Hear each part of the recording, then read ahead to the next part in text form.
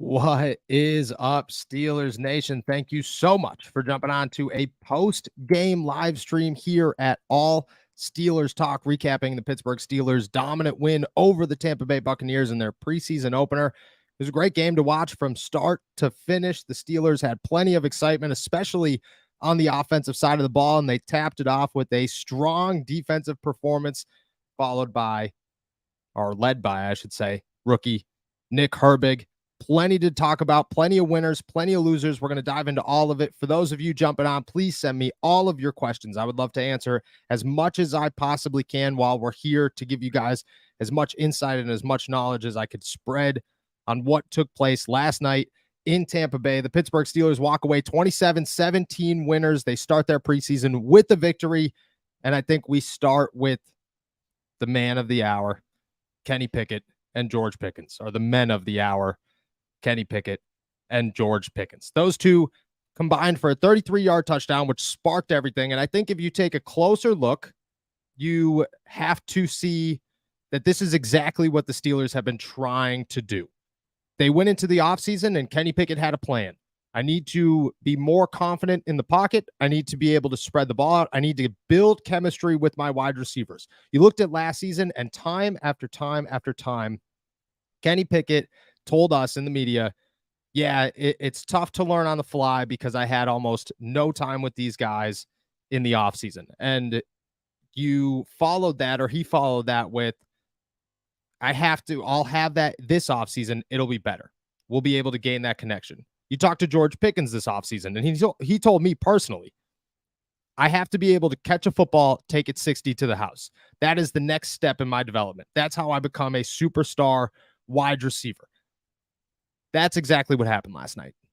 Kenny Pickett had a strong connection, not just with George Pickens, but with Deontay Johnson, which I think was an undervalued winner in this game. You looked at his and DJ's connection and you thought Deontay Johnson remains possibly the best route runner in football, still the most open wide receiver in football. The difference this year is Kenny Pickett and him have chemistry, so he's able to find him.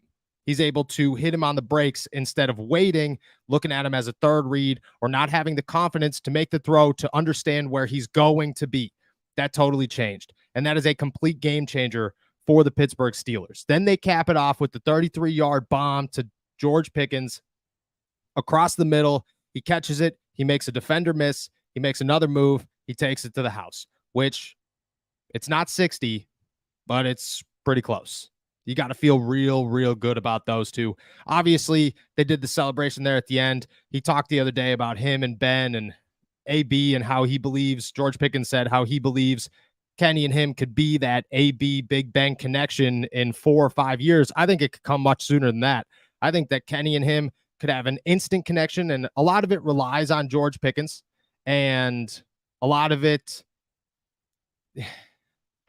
I love people who get mad about George Pickens, or about Deontay Johnson not scoring touchdowns. A lot of it relies on George Pickens and his progression. If he could continue to be who George Pickens has looked to be in the last year and a summer, I guess, then Kenny Pickett will have almost no problem finding him when he's open and making these huge plays. So let's start with this, the receiver game. Is Deontay Johnson ever going to find the end zone? Well, Deontay Johnson and the starting offense played one series, and they capped it off with a touchdown. And I think that it's a victory if George Pickens scores, or Deontay Johnson scores, or Calvin Austin scores, or Najee Harris scores, or whoever scores. A football game isn't about who scores the touchdowns. It's about which team scores the touchdowns. And the Pittsburgh Steelers, well, they scored a touchdown on their opening drive. And I think the bigger takeaway there is not, oh, well, this guy didn't do much, that guy didn't do much, because you can look at it all. Allen Robinson did nothing. Pat Freiermuth caught one pass, and Najee Harris caught a pass for a negative 1 yard gain. So wasn't a great day for everybody. Deontay Johnson had 3 receptions, I believe 30 yards, something like that, 32 yards. It was a great opening drive for the Steelers and that chemistry. How they went about it is exactly how they'll go about it all season, which, yeah, might limit Deontay Johnson's touchdowns, and you might look at it and say, Deontay Johnson might not have a 10 touchdown season, but George Pickens might have a 10 touchdown season. And that's still a victory for the Pittsburgh Steelers. Deontay Johnson isn't a home run hitting wide receiver, but he is a very reliable wide receiver, especially when it comes to his route running abilities. If he's open and he catches the football, and I get it, the drops thing is an issue, and we got to always take that into consideration. But if you could march down the field utilizing Deontay Johnson and turn a small play into a big play with George Pickens, or find a deep ball in Calvin Austin, or let Jaylen Warren do what Jaylen Warren does, or Najee Harris do what Najee Harris does, the Steelers are going to move the football and they're going to look good. I think you obviously have to take into consideration that Tampa Bay's almost starting entire defense was not on the football field. But for the most part, I believe you look at this first drive and you look at it as a victory, because it's been many years since the Pittsburgh Steelers have started fast in the first quarter, and to open the drive, open the preseason with a touchdown. I get it. It's preseason. I get it. You take everything with a grain of salt and with a side of caution, but it's a good start for the Pittsburgh Steelers. It's a good start for the offense, and it's a good start for Kenny Pickett. What do you think about the offensive line? I thought the offensive line looked very good for the time being, for what they showed. I thought the backup offensive line looked atrocious. I thought Ken Green, that project's over. Unfortunately, there's no coming back after last night, I believe. I think Kevin Dotson didn't look that great. I thought Broderick Jones struggled at times. But I think overall, the starting offensive line, you saw things. You saw Isaac Seumalo push the pile. You saw Mason Cole and James Daniels just kind of be more comfortable out there. I thought there was no noticeable letdown from Dan Moore Jr. or Chuks Okorafor. So overall, I believe that I'll chalk that up as a win. Again, you got to take into consideration that Vita Vea, Kalijah Kancey were not in the game. Much harder competition once the regular season comes around, but there was no major mistakes. Even in the moment when Kenny Pickett had some pressure and had to avoid a sack, and I don't remember who he threw the football to, but it was underthrown. But in that moment, the offensive line did enough to allow Kenny Pickett to have some pocket presence, which is a step forward. Last year it was, oh man, Kenny's got to get out of here or he's getting sacked. This year it's, okay, look, Kenny's just got to step up in the pocket, which great quarterbacks should be able to do. Tom Brady is the greatest quarterback of all time, and a lot of that is contributed to how strong his pocket presence was, how quick his ability to step up in the pocket actually is. But I believe that overall, I'm going to chalk that one up to a W. I hope you're having a good morning as well, Noah, and that is a fantastic name, my friend. Just trying to scroll through comments here and make sure I don't miss questions as we keep going. Again, the offensive line was good. I do want to stick on the offense for a while, and then we'll get to the defensive side of the ball. And obviously Nick Herbig, who's been a monster this entire time. I hope we keep Anthony McFarland. I think the Steelers locked in Anthony McFarland as the RB3 last night. I think it's very difficult for them to move on from him at this point. He looked good. I get it. He only rushed the ball 3 times for 18 yards and a touchdown, but those 3 times look different, and that was the biggest thing with Anthony McFarland this offseason. And that's the thing that I continue to kind of preach is Anthony McFarland finally looks like a pro. He looks like an NFL player. I think there's a big distinction between you look at a guy who is fighting for a roster spot and you look at a guy who deserves a roster spot. And in years past, it was Anthony McFarland is fighting for a roster spot. He's got all this talent. The Steelers would love to utilize it, but at the same time, you got to be consistent. You got to be confident. You got to be able to make plays. This year, it's Anthony McFarland feels and looks like an NFL player. He feels and looks like he could do this. If the competition is not too high for him, he's able to make plays consistently. He's flashy. He doesn't look lost out there. And I think in years past, he looked a little lost. Once that all happened, you got to remember, this dude came into the league young, very raw. There was so much going on with him that needed to develop. This is the first time I think that I look at Anthony McFarland and say he is a true NFL running back who can contribute to an offense. And I think the Steelers are finally going to be able to utilize him in doing so, because in years past, they've wanted to. They've always looked at Anthony McFarland as a guy that they want to utilize in a number of ways on their offense. They just couldn't, because he just wasn't consistent enough, or he let something get to him, or he couldn't bounce back from a bad play, so on and so forth. Right now, it's Anthony McFarland is consistently good, has the confidence that's needed, and fully understands the NFL game and what the Steelers are trying to do. And because of that, they're going to be able to actually utilize him in this offense. I think as of last night, I think it's pretty easy to say he's the RB3. Will he make a name for himself or play a larger role this season? I think that's to be determined. I think Najee Harris's play determines a lot of that. You know, if Najee's going off and Najee's having a season and he's kind of an unstoppable running back, and I don't know if I feel that's going to happen, I'm just saying if, then Anthony kind of just gets pushed to the side because you got to make room for Jaylen Warren. But if Najee is a guy who works best in a committee and the Steelers are able to utilize all three of these guys, I think Anthony McFarland does. And I don't think he touches the football more than 2 or 3 times a game, but I think in those 2 or 3 times, he could pick up 30 yards. You know, he can make a splash play. I think all you have to do is give him an opportunity every week, and something will probably come of that. I think so. It depends on the guys in front of him. He's not going to surpass anybody, but for right now, we'll take that and we'll wait and see.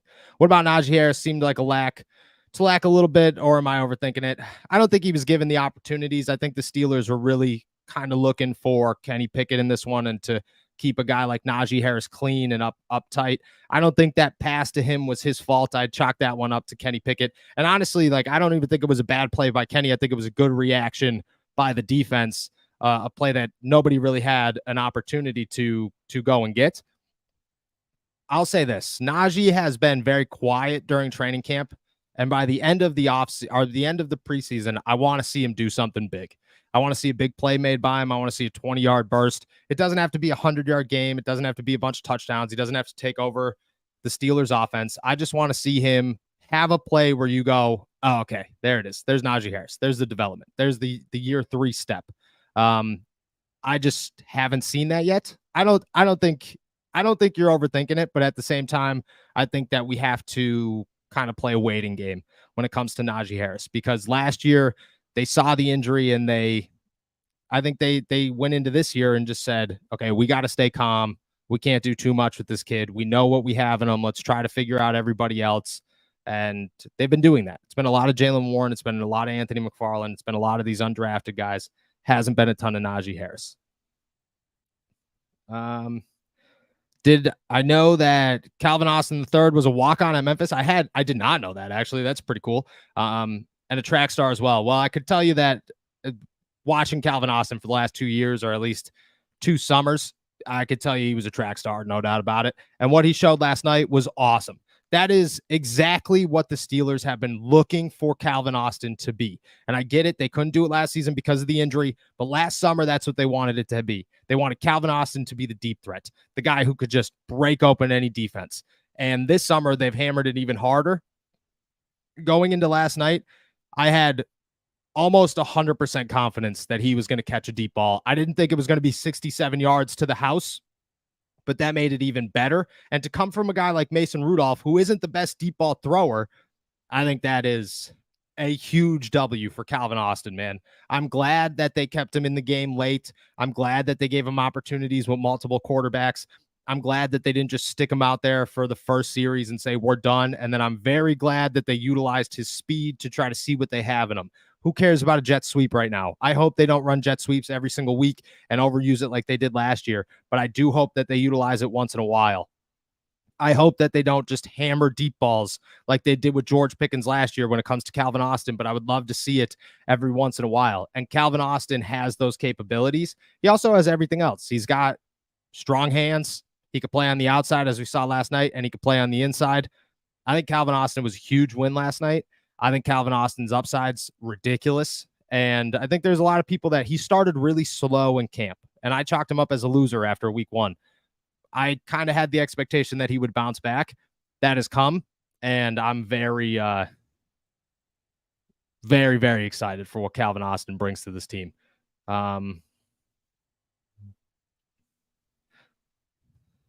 Boys looking real good. Vets, I'm excited as well. I thought the vets did look good. Just strolling through, hoping that we find a good question here. Please send all of them to you. Nick Herbig.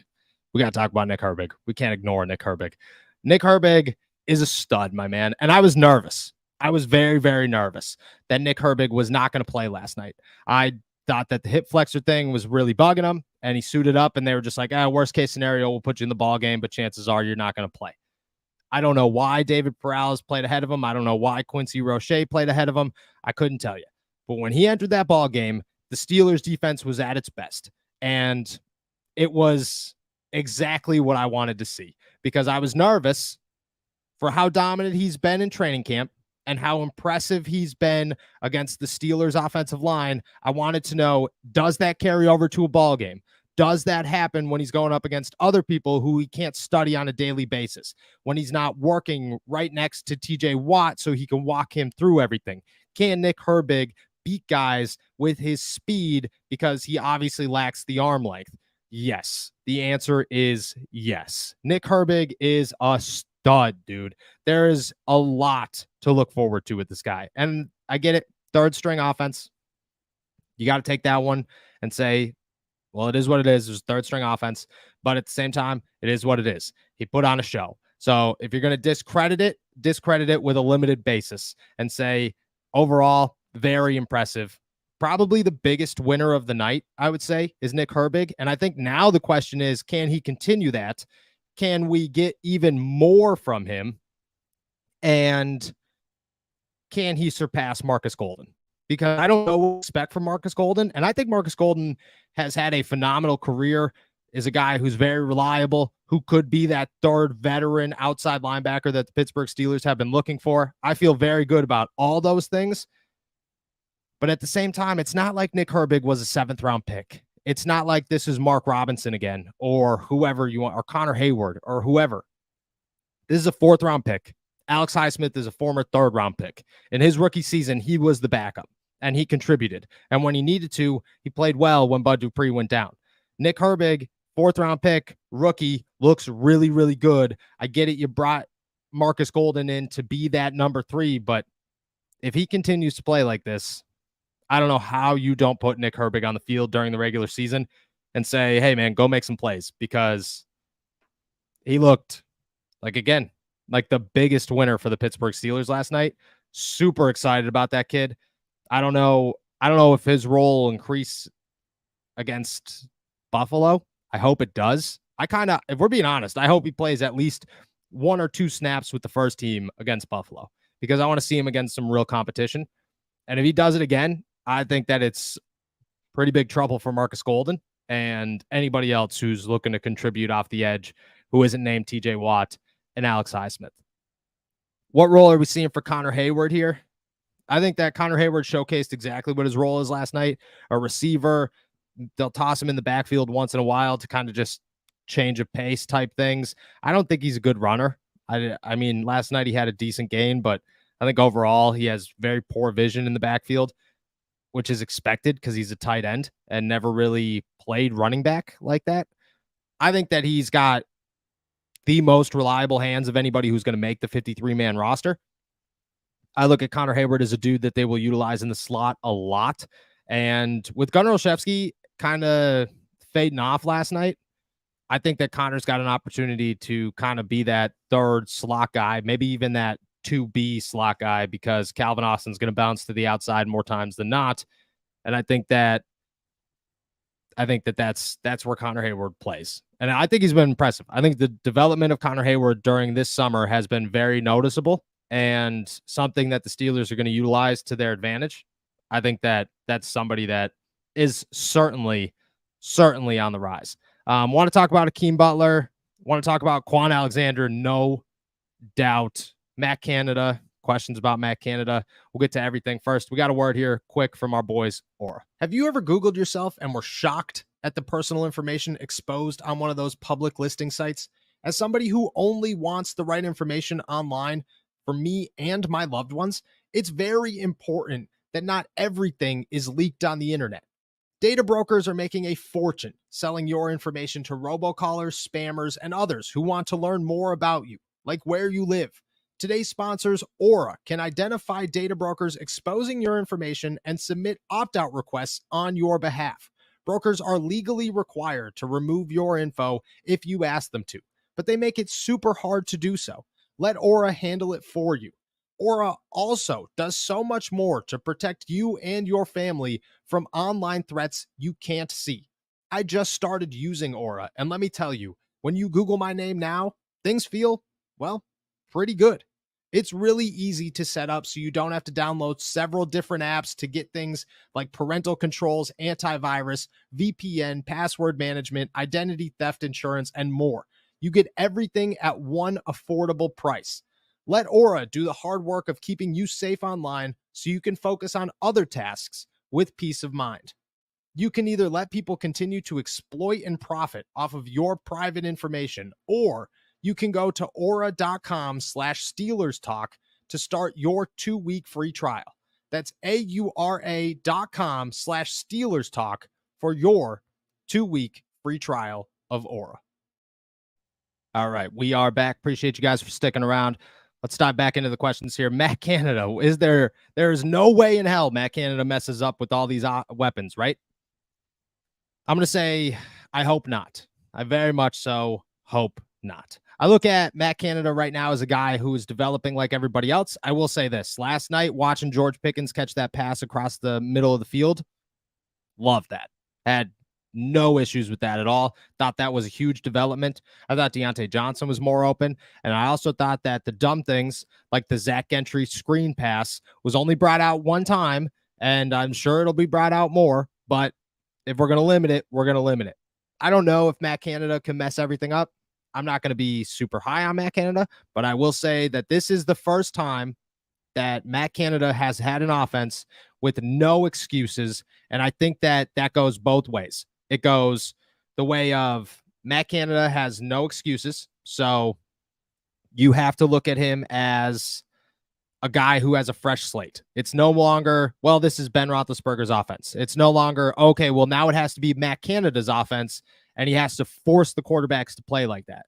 This is Matt Canada is going to develop an offense, or has developed an offense for Kenny Pickett and company. And I think that gives him the best opportunity to format a successful offense. That's how we have to judge it.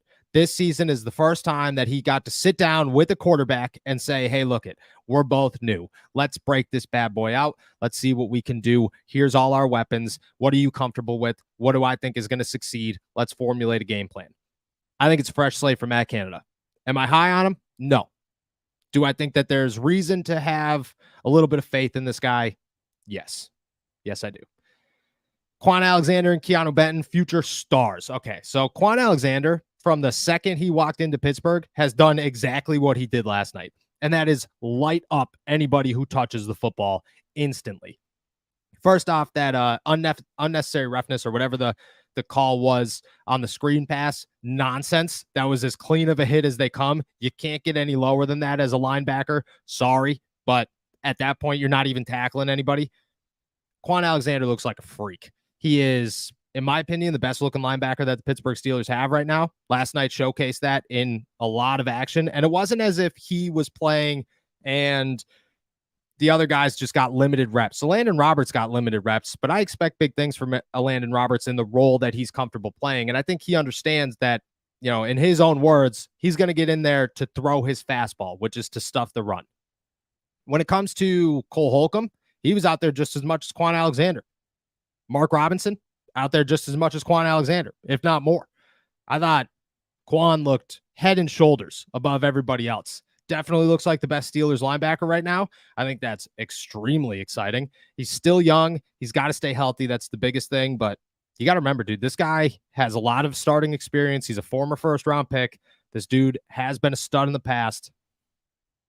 I think that he looks real, real good. When it comes to Keanu Benton, I don't know why it took him so long to get in the ballgame. I don't know why the Steelers are trying to push Armon Watts and Braden Fayoko above him, or Montravius Adams. And I think all three of those names have looked good in training camp.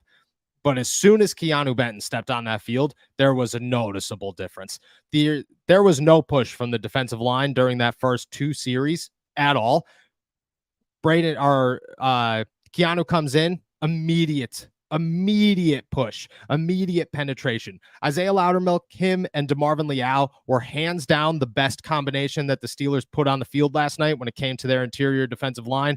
I think all three of those guys, if you're not going to start Larry Ogunjobi and Cam Hayward in the preseason, those three should be your starters next week because I want to see how good they do at an even higher level. Because right now, if you're gonna create a depth chart for the Steelers, Keanu Benton's your starter at nose tackle. DeMarvin Leal backs up Larry Ogunjobi, and Isaiah Loudermilk backs up Cam Hayward, and I feel good about that. I feel that DeMarvin and Isaiah have taken steps forward. I think Benton is a freak. I mean, this guy sliced through whoever's lined up against him every single play. It wasn't like, oh, well, he made a couple of good plays. He made a couple of it was every single play he beat his man. And then he got hurt. Obviously, we want to see the severity of that ankle injury. Tough to see him go down like that. But I think before that, and if it's nothing serious, and Mike Tomlin didn't mention it after the game, which I think is important, but if it's nothing serious, Keanu Benton solidified himself as the starter last night, unless things change, unless that role goes down or that play level goes down. But I mean, he was easily the best interior defensive lineman the Steelers had on the field against the Buccaneers. Easy. Do you think Hakeem Butler hurt his chances last night? I think he had a good tackle on special teams, but overall, man, I think that Hakeem Butler has not looked good at all at training camp. He's a guy that he'll have one good day, and then he'll have 3 bad days. And then he'll have another good day just to kind of remind you that he could have good days, and then he'll have 3 bad days. I don't see a path to him on this roster. I just don't. I think Miles Boykin is more reliable as a pass catcher than him, and he's a better special teamer. I think Cody White is impressive and a better special teamer. I think Gunner has punt return ability. I think Jordan Byrd has punt return ability. I just don't see how Hakeem Butler makes this roster. I think at this point, it's really far for him. It is a stretch to try and force him onto the 53 and earn a roster spot. I think he's a good practice squad guy. He's a good guy that if you could keep around, you definitely do. But to waste a roster spot, no.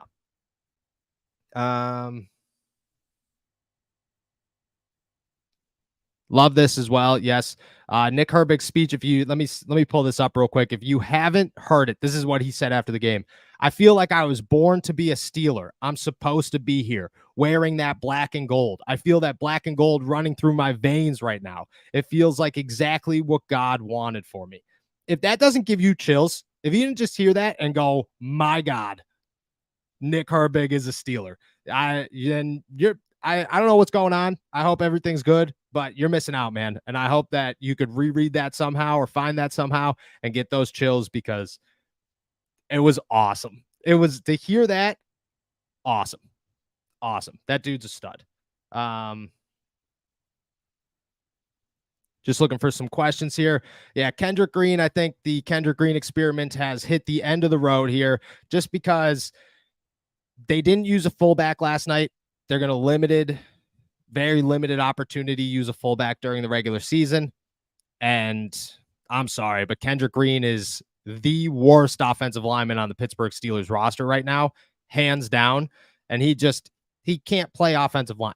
He might play fullback. And I think if you could get him onto the practice squad and if you have a game, say against Baltimore or somebody that you could utilize fullback play in, and think that it could actually contribute during the season, then you call him up.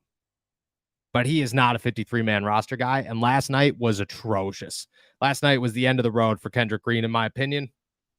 Tough to come back from that one, and the fact that they didn't line him up at fullback means that they really wanted him to work out as a lineman so that he could actually make the roster and play fullback and offensive line. That's not going to happen. That's not going to happen. Just for these ones, Connor Hayward playing running back in college. He played like a halfback role. Like it was like you did, but it wasn't an every down type of thing. It's a weird situation. And I could be wrong because I'm not the biggest Michigan State fan. I won't lie to you. Don't watch much Michigan State at all. I'm going off of what Connor has told me. And what Connor has told me is that it's different. Like he was more so of a pass catcher out of the backfield. He wasn't all around like a constant run it up the middle type of running back. And he was pretty much the guy to go in there and just kind of punch somebody in the mouth when needed be, if he wasn't catching passes. How do we feel about Darnell Washington? Didn't think he did much last night. Thought it was quiet, but also, I thought that where he's not going to shine as a pass catcher as a rookie. He's just not. He's going to shine as a run blocker. I don't think the Steelers did enough last night to utilize him in that sense. I think that they wanted to see what they got in Zach Gentry still. I think they wanted to see what they got in Connor Hayward. Hot Rod took over at the end of that game to give him some quality tape.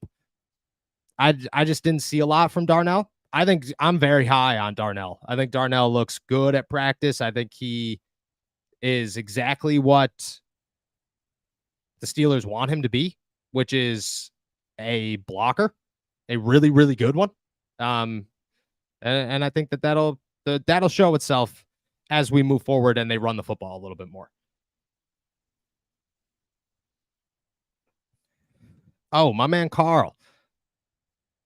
I appreciate you, my man. Hit me up on Twitter. This is for anybody. This goes for anybody. Anybody looking for some advice on how to get these things rolling and get everything started, hit me up on Twitter at Noah Strack. I believe maybe Noah Strack. Yeah, Noah Strackbine. Forget my own Twitter handle. Slide in my DMs. I'll hit you back, and I'll give you everything I got to help you get it. It's a lot of fun, brother. I appreciate that. I appreciate this. I appreciate everybody who's on. Manhandled 100%. Just looking for some questions here. Any chance Jones beats out Dan Moore Jr.? I didn't think Broderick Jones had the best night last night. I thought he bounced back well, but I think there were some mistakes and some, kind of rough blocks.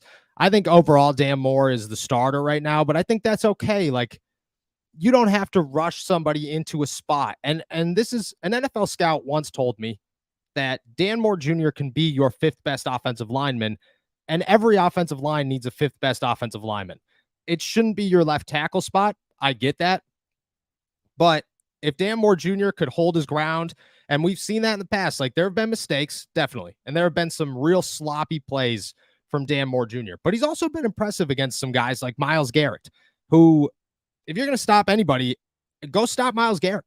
And I think you could build off of that. I think that you could look at him as okay, if Broderick isn't ready, what would we rather do? Toss Broderick into the fire and risk some loss of confidence, a little bit of a rough start, people getting upset with him, a Kendrick Green, Dan Moore situation, or we could have Dan Moore stay here just for the time being until Broderick's ready to start and have to worry a little bit less about the intangibles more so than on the field play. So I don't know if there's a chance. I think that it's a real competition for sure, but I think Dan Moore Jr. holds the upper hand right now. And I think that I think that could change, probably will change at some point. I don't know if it'll be this season, but I don't expect it to be this week for sure. Do I think there's a battle for the third quarterback spot? I was hoping Tanner Morgan went into the ball game last night and just went off. Lit up the scoreboard, was a dude. The Steelers had something here. We get to talk about Tanner Morgan versus Mason Rudolph because I don't care. I love a quarterback competition, even if it's for the third string. Tanner Morgan looked terrible last night. He looked atrocious. There is not enough words to talk about how bad Tanner Morgan looked. And I just don't think that there's I just don't think that there's a competition, especially after Mason looked pretty decent. I think Mason looked, outside of Kenny, looked like the best quarterback. Mitch had a rough time. Mitch had a really rough time. But I think Mitch kind of looks at this as just like, whatever. I'm going to go out there and I'm just going to play football. I don't think that's a good thing. I think that's a really bad thing. But I kind of got that vibe that he was just like, yeah, it is what it is last night. And I could be totally wrong. I haven't talked to Mitch. I haven't talked to anybody inside Mitch's family or party. But he just looked a little lackluster to me. But no, Tanner Morgan looked so bad last night that I just don't think I don't think there's a real competition there. Are there any backup centers out there that Omar can pick up? I don't know. I'll say Nate Herbig, I thought should have played a little bit more backup center last night. Would have liked to see him play some center. I think he's center capable. He's been working at the center in training camp a lot. I think he's your second team center right now. I want to see him in a game, see if that translates, but he's got experience there. So does James Daniels. So you can move guys around if need be. Kevin Dotson, if he sticks around, you could do that as well. But or you could bounce him to the outside and play guard and use Nate Herbig as your backup center if that's the situation that presents itself in a game. But for right now, I'd say it's Herbig. Cody White also a liability at wide receiver. I think Cody White is about as average athletically as they come. I think he's got super reliable hands, but yeah, you're kind of right. Like you can't put Cody White into a ball game and throw the football up to him. If he's wide open, cool, he's going to catch that. But you can't like what happened with Mitch last night. And I thought that was a great throw by Mitch. I thought not a great throw. I didn't have a problem with that throw at all. I had a problem with the fact that Cody White just decided that he wasn't going to battle for the football. And that was 100% on Cody White because, like you said, liability. Not a guy that you could toss a football up to and feel confident about it. And because of that, it's tough to say that he has any shot of making a 53-man roster, even though he's a practice squad captain. He's been around a long time. He's a good dude. Everybody loves him. He's that guy. He's that guy. I appreciate it. Appreciate everybody on here for real. 1 out of 10. How solid is the running back core? We got to wait and see what Najee has and what kind of development he's put together. But I think the combination of Najee Harris, Jaylen Warren, and Anthony McFarland is what the Steelers have needed and have been looking for a while. And I'm talking a long while. It gives you everything you're looking for. Najee Harris is your ground and pound guy. You need 2 yards, he's going to get you 2 yards. You need some burst. You need a captain. You need somebody who's going to run up the middle, zero hesitation, who has the strength to break tackles. I mean, you got to remember that this guy didn't average 4 yards a carry in his career, but also he almost averaged 4 yards carry and is a back-to-back 1,000-yard runner against 2 absolutely terrible offensive lines. Terrible. Like if you put another running back out there, an average running back out there, they're not hitting 1,000 yards the last 2 seasons for the Pittsburgh Steelers. So you gotta think to some degree this guy is better than most. Excuse me. When it comes to Jaylen Warren, he does all the other things so well. He could pass block. He could catch the football out of the backfield. He's explosive. He's a change of pace back. Love all that. And then Anthony McFarland is your Swiss Army knife that could catch a football, play outside, play inside, could run it if you need to, is your speedster. That is exactly what you're looking for in an NFL wide or running back core. That is all 3 elements. Boom, boom, boom. Check them all off. And the Pittsburgh Steelers have gone a long time without that. I'm not going to say it's a 10, but I'm going to say it's definitely in that 5 to 9 range. I think 9 might be even a little high, but I mean, a solid 7 is really nice. A solid 7. Broderick Jones' size jumped out. He's a big man, dude. He's a big man. He's only 20, 21 years old, something like that. Hilarious. I think Broderick's a good dude and really, really smart and obviously has crazy size. Is there a potential quarterback 2 competition? I'm going to say no, but I think there should be. I don't think that the Steelers want there to be, but I think there should be. Mason Rudolph looked way better than Mitch Trubisky last night. I would love to see Mason Rudolph get some second team reps against Buffalo. If he continues to look good and Mitch continues to look bad, I mean, 2 things. For one, you want 3 quarterbacks, but you could go find a 3rd quarterback anywhere and stick them on your practice squad, especially with the new rule that you could dress 3 of them. If Mitch looks bad, go save some money. Go get rid of Mitch, save some money. Keep Mason Rudolph. And especially if Kenny looks good and developed and doesn't need that anymore. Yes. Marcus Golden looked bad. I didn't think Marcus Golden looked a little bit everything last night or anything last night. I wasn't expecting much from Marcus Golden, but I agree with you here, Corey. I think that I look at this as there's a possibility that Marcus Golden doesn't have it anymore. You know, you got to remember this guy's 32, turning 33 years old. He's coming off only a 2.5 sack season. He did have 20 quarterback pressures, but when you're playing opposite of guys like J.J. Watt, tough not to have 20 pressures. I think that there's a possibility that he's exactly what the Steelers are looking for. There's a possibility that Nick Herbig smokes him, and by the end of the season, we're not really looking for a whole ton. Will we see Joey Porter Jr. and Patrick Peterson next game? I don't think we'll see Patrick Peterson, maybe for a series. I just look at him in the same category as Cam Hayward and TJ Watt and Alex Highsmith. There's just no point to risk injury for these guys. You know what you're getting out of them. They're getting enough reps together in practice. Training camp environment constantly emulates a game environment. So you could look at Patrick Peterson and know what you're going to get without sticking him in a preseason game. Joey Porter Jr., I want to see play because I want to see him go up against somebody who's not George Pickens and see if all the times him getting smoked by George Pickens can translate into him stopping other wide receivers. But the ankle injury is concerning. Don't know what the extent of that is. We'll see what happens. I do want to see Joey Porter Jr. I think that is the one guy heading into game 2 that I will have 100% confidence in doing something. It doesn't have to be game changing, I just expect him to be able to translate going up against a guy like George Pickens into a guy like Gabe Davis can't do anything against me because I've already seen the Stephon Diggs for the last 4 weeks. And I think that's going to translate. And I want to see that happen. James Daniels having some shaky plays. I did notice one. I think James Daniels is a very good offensive lineman. He's only 25 years old. He's entering his 6th year in the league. I think everybody on the offensive line is going to have a shaky play or two. I don't think anybody's perfect on the offensive line. I think James Daniels' body of work as a whole is more impressive than disappointing. So until it's stacks, I'm not nervous about James Daniels because I think that he's a workhorse and I think he's so intelligent that he's able to overcome these things. No news on Keanu Benton yet. Haven't heard anything. The fact, like I said it earlier, the fact that Mike Tomlin didn't mention him after the game, very good. I think very optimistic, but we'll see. I'm sure we'll find out more tomorrow when I'm back at camp. Your thoughts on the tight end competition? I think the tight end competition looks exactly what it needs to look right now.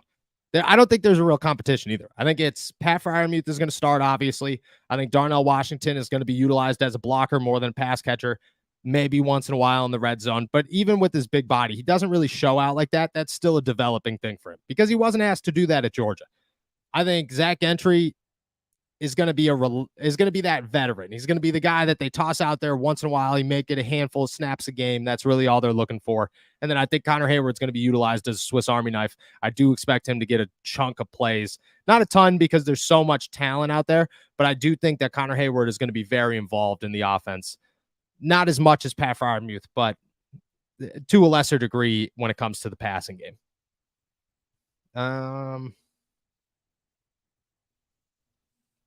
In this instance, do they keep Zach Gentry? I think yes. I have a 53-man roster dropping tomorrow morning. I'm having a very hard time finding a place for Zach Gentry in it, but I do think that they keep him just because they'd rather have him around than somebody go down and they're relying on. Like if Darnell Washington goes down, they're relying on 2 guys who aren't great blockers to be blockers. And you don't want that. If Pat Freiermuth was more reliable as a run blocker, you don't have to worry about Zach Gentry. If Connor Hayward was more reliable as a run blocker, you don't have to worry about Zach Gentry. But the fact that Darnell Washington's really your only guy outside of Zach, it gives you reason to keep Zach.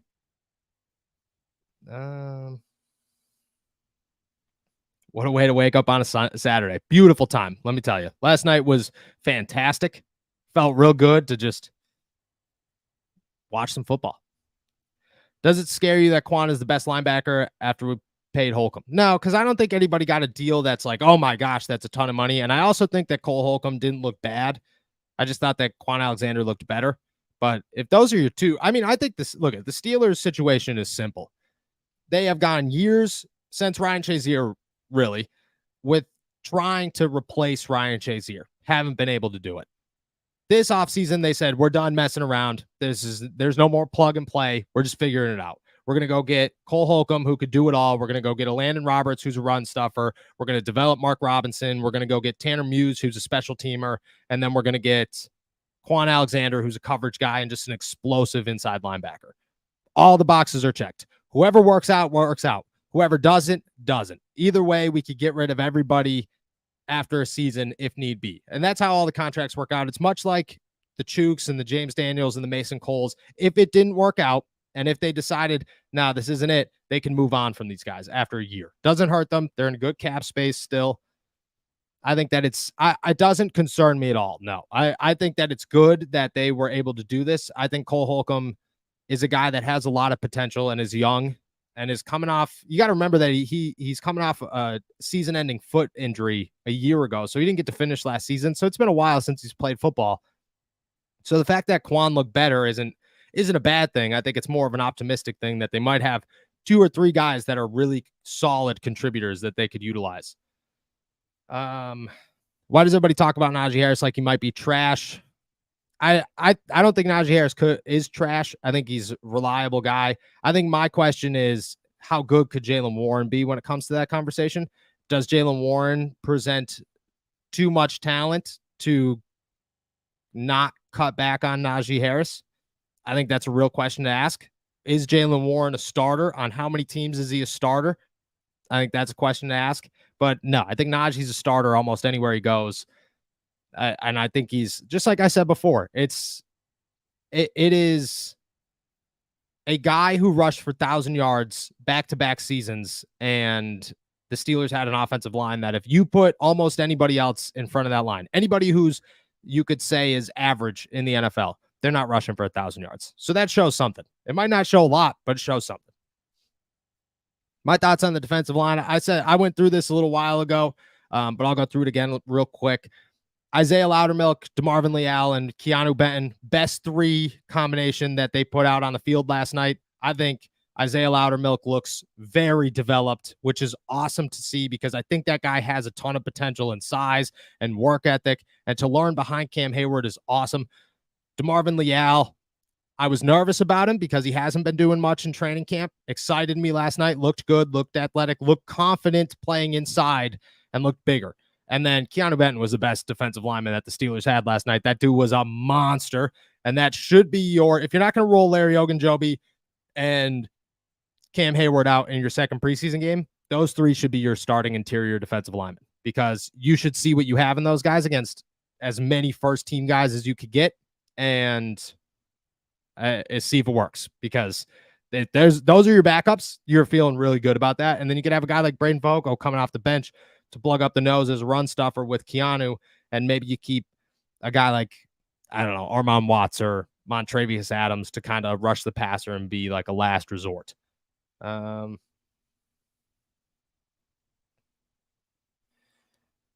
and my son are in the Berg for the Titans game in November. Never been to the States before. Welcome. I hope you enjoy it, my man. Pittsburgh's a great city. November is a great time to be here because it's not 0 degrees yet. The wind isn't ridiculous. You get a nice fall day, especially on the 2nd. What will our record be on November 2nd? Let's figure it out. I got the handy dandy schedule here at all times. November 2nd, San Francisco. Let's chalk that bad boy up as a win. Cleveland. Let's chalk that bad boy up as a win. Vegas. Oh, man. We'll go loss with Vegas just as like a 2-1. Houston, win, 3-1. Baltimore, split the series. You're in Pittsburgh, though, so you're going to win that one. 4-1, 5-1 against the Rams. You'll lose to Jacksonville, 5-2. 5-2. 5-2. It's a good place to be. It's a real, real good place to be. Do you think we have underestimated our passing game? We have continued to stay ground and pound. I think that the Steelers will stay ground and pound, but I wrote a piece this morning and I felt very confident in it. I think the Steelers have all the makings of a great passing offense. All the makings. I think they have a quarterback who's very confident, who's even better on the run that he is in the pocket, which is, I think, is a good thing. I really do. George Pickens is an animal. Deontay Johnson is the most open wide receiver in football, especially if he has chemistry with his quarterback. You have not 1, but 2 receiving options at tight end. You have Calvin Austin, who's a deep threat. You have Allen Robinson, who didn't even do anything last night. And then you have guys out of the backfield like Najee, Jalen, and Anthony McFarland. The weapons are there. Easy. Why isn't Anthony McFarland on special teams? I was surprised that he didn't return a kick last night, but also Jordan Byrd did all the return work. And I don't know if that was just them being cautious or if it was them seeing something in Jordan Byrd that they might like and they want him to compete for the final wide receiver spot. And the only way to do that, your path to the roster is to be a return man. I don't know. That one got me because Anthony McFarland is probably their best kick returner. I just don't know why they utilize Jordan Byrd. Maybe that could change. Maybe it did. Maybe it does moving into the second game. Couldn't tell you. But maybe that's just them having confidence in Nick Byrd and Jordan Byrd. Looking for some more questions here. How did Spencer Anderson look? Well, it's hard to judge Spencer Anderson because you had to look for him every single play because every series he played a new position, which I think was really good. LaRaven Clark looks atrocious. Sorry. Dylan Cook is a former quarterback. I'm not giving him a 53-man roster spot. He's a former quarterback playing tackle. Spencer Anderson can play all 5 positions. He's got experience at all 5 positions. He played all 5 positions last night, which means that you got plug and play him in a game, he'll be just fine. I think he's got a 53-man roster spot as of right now. I like Spencer Anderson. I think he's got a little bit of an urge. He likes, he got into it at practice one day, and I was just like, this is it.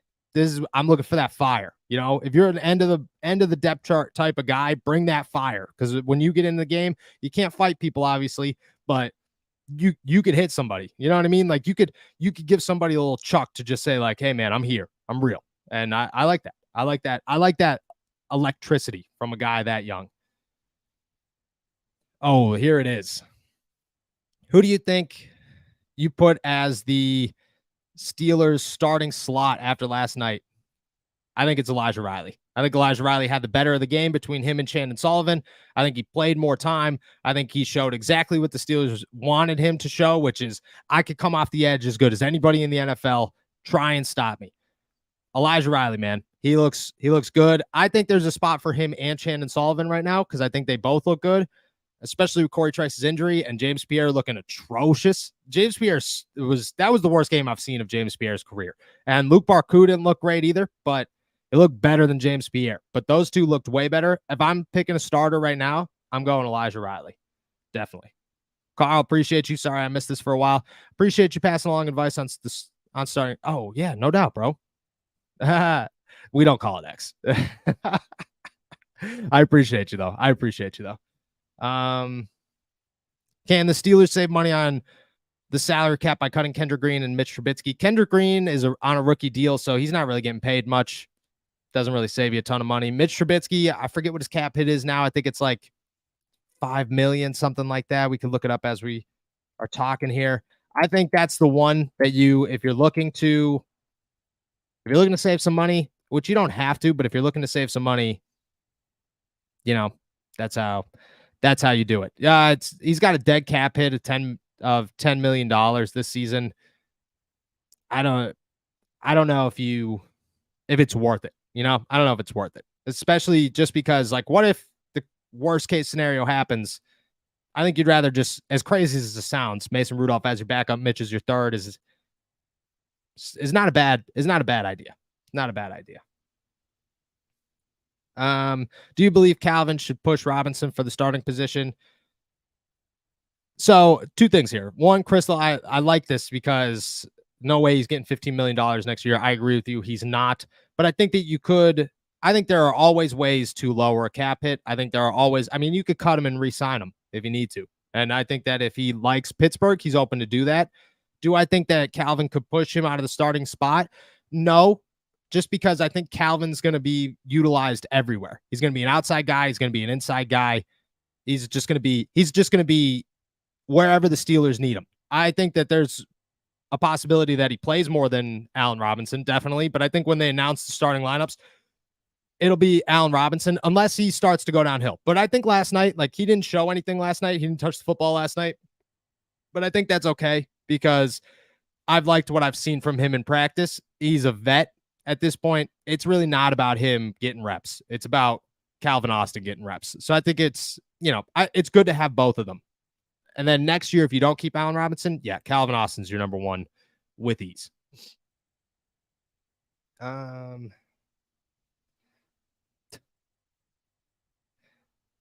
Will we see Devontae KZ by the first game? Yes. So KZ told me that it's just a really slow recovery, that he's just making sure that he is 100% healthy and ready to go by the regular season, which is killing him. He made that very clear. But I think that he just wants to be a contributor in the regular season, especially after last year and what happened in the preseason last year. I think it kind of startled him and the Steelers, and they're just being cautious. So I also expect Keanu Neal to be out there by week 1. For right now, I think they're seeing what they have in a guy like Kenny Robinson, and they're also making sure that everybody's healthy by week 1 who don't need to see the field. Like KZ doesn't need to see the field in the preseason. Minka doesn't need to see the field in preseason. Keanu doesn't need to see the field in preseason. I think Keanu needs it more than the other 3 or the other 2, but I don't think that it's a rush. Ryan McCollum could play center. He's the only name that Omar Khan mentioned in his press conference when asked about a backup center. I don't know how good he is. It's tough to say because we haven't really seen a bunch of live game action with this kid, but I like Ryan, and I think that all the offensive linemen like Ryan. And I talked to Mason Cole a week ago, maybe 2 weeks ago, and he told me that Ryan's really come a long way since Mason's got here. And I believe that. I think that you could probably get Ryan onto the practice squad if you need to, and then make adjustments if you need to from there. But I do think he's a guy that the Steelers plan on keeping around. Are the Steelers keeping Tanner Morgan on the offense? No, they're not. I would be shocked if he sticks on the practice squad, being honest, especially after that one, especially after last night.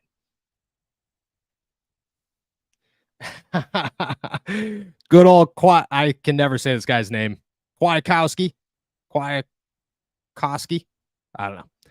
He loved it. Hope that his shoulder's good. Was rough to see that one, but I think that he made noise last night to say, hey, man, I deserve an opportunity for this roster spot. Tanner Muse ain't all that, but I thought Tanner Muse also made some nice plays. But yeah, dude, trucking the defender and then whoever and then getting a sack. It was nice. He did. I thought he played well before he got hurt. I really did. All right, get a couple more in here, guys, while we're still rocking. Appreciate everybody. Showtime. I'll say it again. I'll say it again. And I'll say it again because I love this. Elijah Riley, after last night, yes. Yes, yes, yes, yes, yes. I think you could find options to fill any slack that he's going to bring in coverage, because I think if you could just tell this guy, go get the quarterback, go get the running back, he'll go do it. And he's done it a number of times. On top of that, you look up pictures from training camp of Elijah Riley. There's like 3 of them, and all 3 of them, he's got a football in his hand. He's coming up with plays. He's coming up with interceptions. Elijah Riley, after last night, just said, hey, look, I could do this. I'm smart. I'm athletic. This is where I'm supposed to play. And I thought he played decent last season when he stepped in the game. I think he's got the upper hand. I do.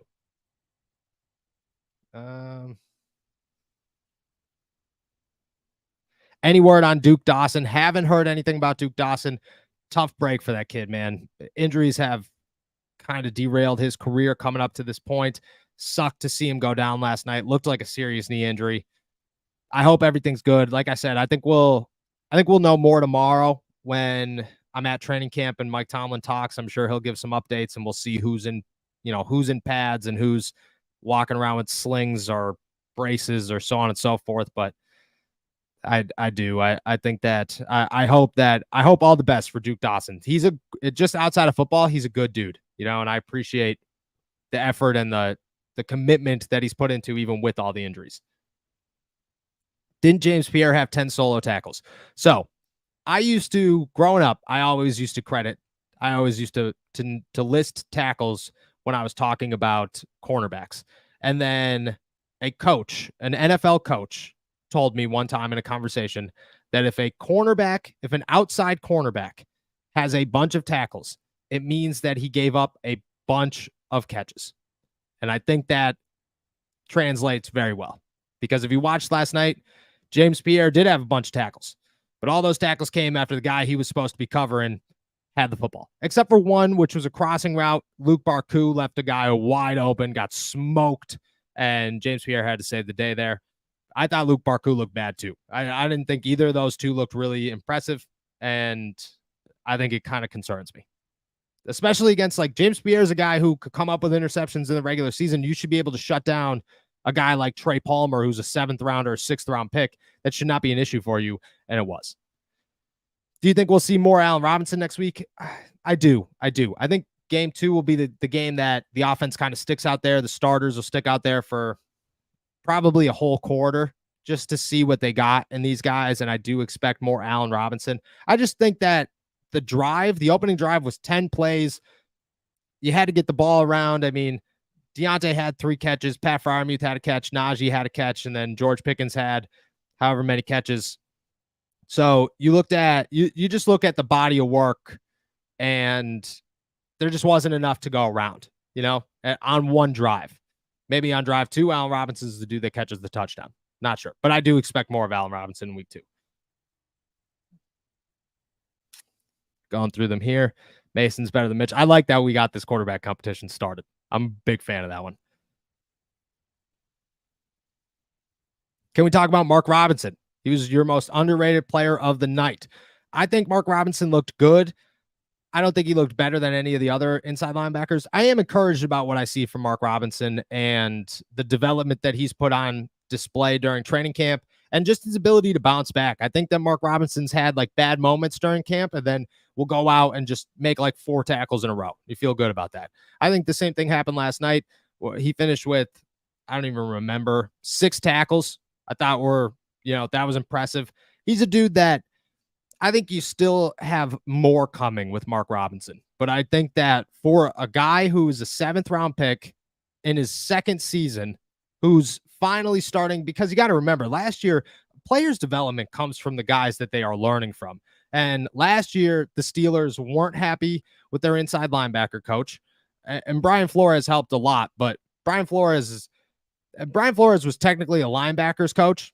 Brian Flores worked everything, and I think that that's something that you have to acknowledge is like Brian Flores was very open about the fact that he also coached the safeties and the corners and the defensive line. And he was in Mike Tomlin's ear and he was dragged in so many directions. And the most senior name on a coaching staff is never usually the one who works with the rookies, especially the late round rookies. It's usually an assistant. Jerry O, I believe, worked more with Mark Robinson. This year, it's Aaron Curry who's going to work more with Mark Robinson. On top of that, he had Devin Bush, Robert Spillane, and Miles Jack to learn from, who the Steelers obviously weren't the biggest fans of. This year, he's got 3 guys. Landon Roberts, I think, is huge to help him develop. Cole Holcomb, I think, is the same thing, and Quan Alexander as well. He has those guys to boost his game. I just think that this is the year that we're going to see the growth in Mark Robinson that the Steelers really, really want to see. So I agree with that statement. What was wrong with Scary O? I don't know, to be honest with you. The practice the day before the game on Thursday was closed to the media, so we're not allowed there. I don't know. I don't know what happened. Mike Tomlin said that hopefully it's no big deal. I'll see Larry tomorrow. Hopefully it is no big deal. But for right now, that one got me.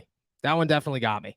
The fact that he named him, I don't know, shocked me a little bit. So we will see. That's a waiting game. But I hope nothing serious because Larry always looked good. And the fact that he was healthy all offseason, I think, helps a lot.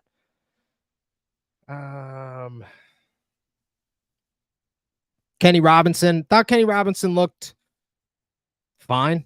I didn't think he looked great. Didn't look nearly as good as he looked in training camp. But at the same time, different play. Safeties, again, another rule of safeties. If the safeties aren't doing a lot, it means that the rest of the defense is doing more than they need to. Safeties should be a guy that, everybody remembers that Earl Thomas clip from a couple of years ago where he's sitting on the sidelines. Some guy's coming up. He's like, I haven't seen you make a tackle yet. And he's like, that's a good thing. I play safety. I think, Kenny not doing a whole ton is maybe okay. Maybe a testament to, hey, the defense looked pretty good. I think that he'll start again next week. And I want to see Kenny make that one play that's just like, there it is. He's on the roster. That's all. No more questions. And I think that I think we will get that. I do. Because I think right now Kenny's the favorite to make the 53-man behind Minka, DeMonte, Keanu, and then Miles Killebrew. Do you think Anthony McFarland is pushing Jalen for the number 2 spot? No, I don't. I think that they'll work well together, but I think Jalen's a freak, man. Jalen looks so much stronger, so much better, so much faster than a year ago. He is a brick house, dude. It is ridiculous. I think he's the best the best pass blocker that the Steelers have of their running backs. I think he's elusive. I think he can catch the football. I think Jalen's a dude that if he went in the first round, and I don't want to say Najee, but if he went in the first round to another team, we'd be talking about, man, Jaylen Warren might be one of the best running backs in the NFL. I really do believe that. This is Kenny Robinson from my man Steelers International. Just talked about him.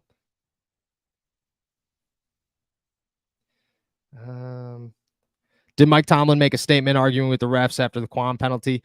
I don't know. I haven't. He didn't say anything in the presser. I doubt that he's going to make a big stir. I think right now it's just like, why did that get called? And then Mike Tomlin's on the committee. So if he doesn't like something, he'll bring it to the committee. He's not gonna, especially in the preseason, he's not gonna risk any fines or anybody getting in trouble at this juncture. Wow, a juncture. That's a Mike Tomlin word, 100%. I don't think you were. I think everybody, like Mark Robinson, did look good. I thought he was Quan. I thought was the best looking inside linebacker. Mark Robinson, I'd go number 2, and maybe like a 1A, 1B because he looked good. I want to see Mark Robinson play more next week. I thought he played a lot this week, but I want to see him and Quan on the field together. I want to see Cole Holcomb and Landon Roberts start the game. I want to see Quan and Mark play afterwards. And I want to see extended playing time because I think if you could have 4 inside linebackers, that is awesome for the Pittsburgh Steelers. Did Darnell Washington play? He did. He didn't really do a ton.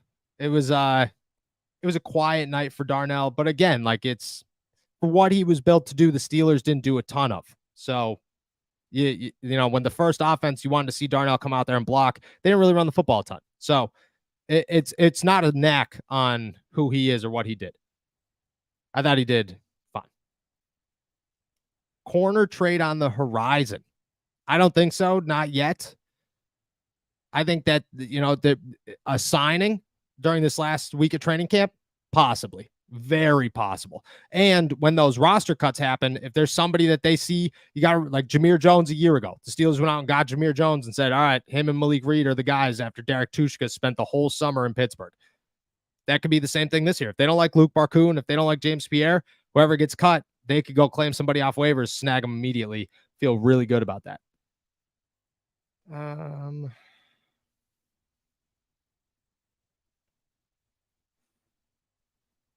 Can we talk about Nick Herbig? So we went on a big Nick Herbig rant earlier in this one. Nick Herbig is the dude, looked like a stud. I'll read it again because I think you should hear this one. I feel like I was born a Steeler. This is a Nick Herbig quote. I feel like I was born a Steeler. I'm supposed to be here wearing that black and gold. I feel like that black and gold running through my veins right now. It feels like exactly what God wanted me, where God wanted me. Huge. Dude's a stud. Dude's a stud. Want to get to a couple of more before we head out here. Appreciate everybody that's jumping on this, man. This is a rocking live stream. Trenton Thompson, man, comes in here, has 1 interception for probably as many days of practice that he has participated in. New guy. I look at new guys. I have been around Mike Tomlin a couple of years now. I've been around the Steelers a couple of years now. New guys do not get praise. They just don't. And they almost never get called out by name by Mike Tomlin. Trent Thompson going into the game was mentioned by Mike Tomlin. Then he has an interception in the game, which is huge. I think stock up certainly for this kid.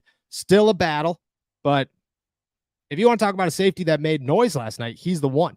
And not great for Kenny Robinson, not great for Trey Norwood. Really good for Trenton Thompson.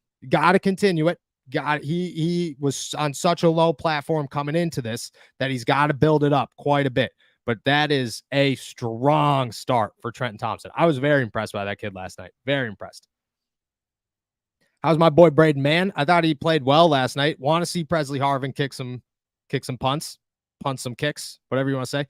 But I thought Braden Mann looked good. I thought that he made this a real competition. I think it is a real competition. I didn't at first, do now. And that's been a week now.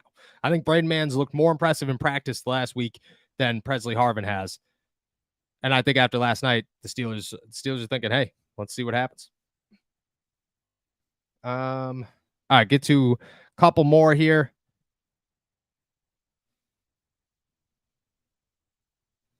Pickens getting that better yard after catch or just in the red zone. So Pickens' goal all offseason, and he's been very open about this. Yards after catch, that yak that he doesn't I don't know why, but every time I talk to him, he explains to me what yak means. I'm like, I know. And I played plenty of Madden, my friend. I've watched football for a long time. Yards after catch was his top priority. It all starts with the release, but he said afterwards it's about breaking that first tackle. I think last night showed exactly what he was looking for. And I am so optimistic about this kid. Like, so if you could come up with highlight reel catches, and then you could, that was the missing element, was can he do something else besides highlight reel catches? Last night he said, yeah, I can. Watch. And he did it. And it was great. Am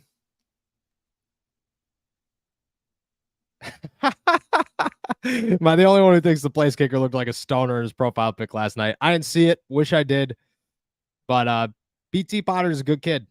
Very nice. So see what's up. All right, last one here for you guys. Got to find a good one. Got to find a real good one. What have we not talked about? What have we missed? I think we covered kicking. We covered the punting, covered the quarterbacks, covered the running backs, covered Kendrick Green being done, covered the safeties, the corners. I think we went through it all. So with that, I appreciate you guys. He even has the name for it, BT Potter. I love that one. I think that's the best way to end here. With that, I'm heading out of here. Thank you guys so much. This was such a wonderful live stream. I appreciate all the feedback and all the questions that you guys got with you. Enjoy a victory Saturday. I know it's only the preseason. I know we got 2 more weeks before the regular season, but it's cool. Football was played yesterday and the Steelers look good. And the positives that we could take away from this are things that I think the Steelers can build on. So appreciate that. Appreciate everybody jumping on here. Make sure to like this video and subscribe to us on YouTube, youtube.com/all Steelers talk, and find our podcast anywhere you get your podcasts. Me and Steven will be back on Sunday, straight from St. Vincent College at day 13, I believe, of Pittsburgh Steelers training camp. Enjoy another beautiful day in the Berg. Peace.